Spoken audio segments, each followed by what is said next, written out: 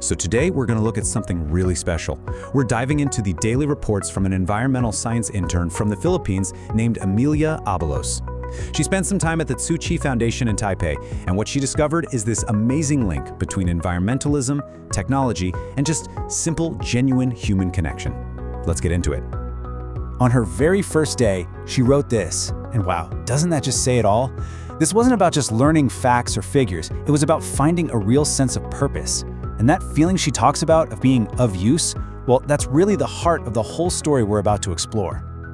Okay, so picture this. Amelia arrives at Guandu Jing Hall, and this place is incredible. It's home to this super high-tech interactive exhibition all about environmental education and disaster prevention. Her mission? To soak it all in, learn how everything works, and eventually be able to guide other people through it. We're gonna follow her on this whirlwind 3-day journey. Day 1 is all about those first impressions and immediately feeling that human connection. On day 2, she gets into the nitty-gritty of some amazing tech and the challenges that come with learning something new. And day 3, that's where we see some serious growth, and she gives some really valuable feedback. Now, when you think about an environmental internship, you probably think of science, data, maybe some policy stuff, right? Well, for Amelia, the most profound discoveries, the moments that really mattered, happened away from the exhibits, when she was just spending time with people. And what's truly remarkable is that these connections didn't even need a common language. Seriously, Amelia couldn't speak the same language as a lot of the local volunteers, but she wrote that it didn't matter one bit. That feeling of community, of being welcomed, it's universal. And this just paints such a perfect picture of what she meant. I mean, one minute she's sorting recyclables with these incredibly passionate volunteers, and the next she gets pulled into a surprise birthday party for a TV news anchor. She felt welcomed right from the start. She even described the community as being full of love, where sharing stories or a special Indonesian mushroom dish from a mentor became these really touching moments of belonging. But that human first feeling wasn't just in the personal interactions. It was actually baked right into the technology she was learning about. This wasn't innovation just for the sake of it. No, every piece of tech had a clear, compassionate purpose. Which brings us to a fascinating question she got to explore. We all know we should recycle plastic bottles, but how can they actually be used to save lives in a disaster? The answer is just incredible. They take those plastic PET bottles, process them, and turn them into this lightweight, really durable material. And with that material, they build a 1-minute indoor shelter system. It gives a private, safe space to a family that's been displaced. I mean, that is a perfect example of engineering with a heart. And there was so much more. She got to try a VR exhibit that lets you do an immersive deep-sea dive. She played interactive games that use sensors to teach you how to recycle. And she even saw eco-bricks made from plastic film that they use for flooring. Every single piece of tech was designed to be engaging and to teach you something important. Her experience then went even deeper, kind of behind the scenes, to what you could call the building's brain.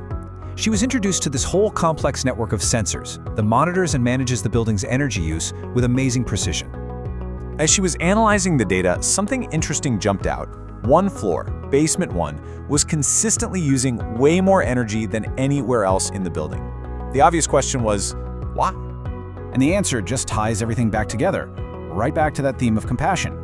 It turns out, basement 1 is where the blood donation center stores its vital, life-saving blood supplies, and that storage requires round-the-clock air conditioning. So that high-energy use wasn't waste at all. It was a necessity. It was part of a humanitarian mission. So being in this kind of purposeful, supportive environment didn't just teach Amelia about technology, it really helped her grow personally. And because she felt so valued, she felt comfortable enough to give some honest, really constructive feedback to help make the program even better for the next intern.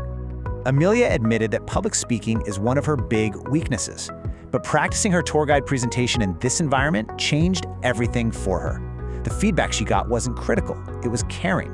Her mentors helped her connect with her audience and get over her fear in what she called a comforting and gradual way. That's huge. And in what's probably the truest sign of a healthy program, she felt comfortable enough to offer some real suggestions for improvement.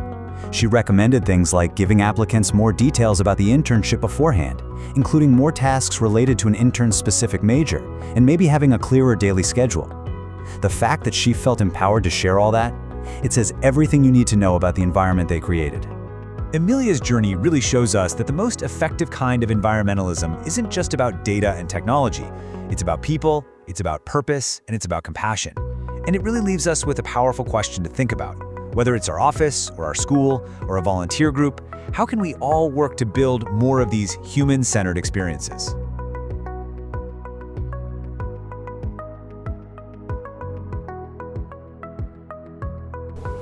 你们好，我叫 Emilia, 我来自 Philippines. Today I was able to guide them and the shugu around the exhibition while I practiced being one of the guides. At first I was very nervous because I am not good at public speaking, and like the script that I was given to study, it was very stuck in my head and I wanted to deliver it properly. But after having relaxed and the shugu gave me more pointers and comments, I was able to calm down and connect more with the audience and being able to send the message and what I want them to take home, the lessons they want to take home from the exhibition. We were also able to experience the recycling center here, where I felt very inspired to bring home back to the Philippines because recycling isn't that much valued, or there aren't systems in place where it is required. But seeing the different recycling categories here, general waste, plastic container, paper container, paper, and all of that. So I think it's very important that we bring that home to the Philippines and other countries so that we can maximize our recyclable items. Okay, so before we end this video, we have some slogan and conclusion for you. 1, 2, 3. Take action and make a difference. Yay! Bye-bye!